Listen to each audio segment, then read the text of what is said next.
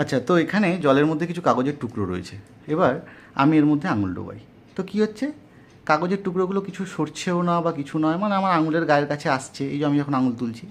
কিন্তু আমি এবার এই একই আঙুলকে পাশে একটা সাবান গোলা জলে একটু গুলিয়ে নিচ্ছি, নিয়ে এবার এখান থেকে ভিজিয়ে নিয়ে আমি এবার এখানে আগে এক ফোঁটা জল ফেলি।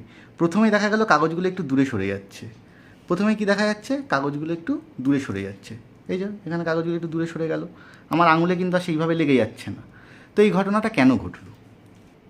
এটা ক্লাস 11-এর সারফেস টেনশন বা পৃষ্ঠটান বলে একটা চ্যাপ্টারে ব্যাখ্যা করা রয়েছে। তো সেখানে কি রয়েছে না, যে কোনো তরলের তলের উপরে একটা টান কাজ করে, তাকে বলা হয় তরলের পৃষ্ঠটান, মানে উপরের পৃষ্ঠে যেহেতু করছে, ইংরেজিতে হয় সারফেস টেনশন। তো সারফেস টেনশনের ফর্মুলাটা হচ্ছে F/L, কোনো একটা ফোর্স কতটা লেন্থের উপরে কাজ করছে। তো যখন এই জলটার উপরে নর্মাল কাগজের টুকরোগুলো ছিল আর আমি এমনি আঙুল ভেজাচ্ছিলাম, তখন ওখানে কোনো রকমই পৃষ্ঠটানটা এফেক্টেড হচ্ছিল না, তার ফলে কাগজগুলো আমার আঙুলের কাছে চলে আসছিলো বা আঙুলের ওপর লেগে যাচ্ছিলো।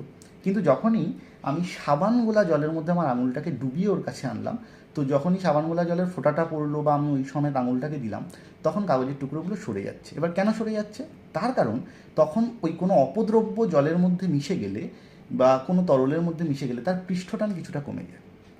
এর ফলে কী হয়, যে কাগজের টুকরোগুলো তখন দূরে দূরে বিকশিত হয়ে যায়।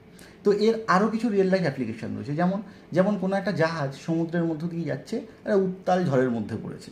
তখন ওই জাহাজটা যাতে আনব্যালেন্সড না হয় অতিরিক্ত ঢেউয়ের ফলে, এই জন্য কী করা হয়, জাহাজ থেকে তেলের পিপে থেকে তেল ওর মধ্যে ঢেলে দেওয়া হয়। তাহলে অপদ্রব্য জলের মধ্যে ঢেলে দেওয়া হলো, তার ফলে কী হবে, পৃষ্ঠটান কমে যাবে, তাহলে ঢেউগুলো আর আছড়ে এসে জাহাজের উপর জোরে জোরে পড়বে না। বেশ এরকম কিছু আমরা আরও প্র্যাকটিক্যাল দেখতে পাই।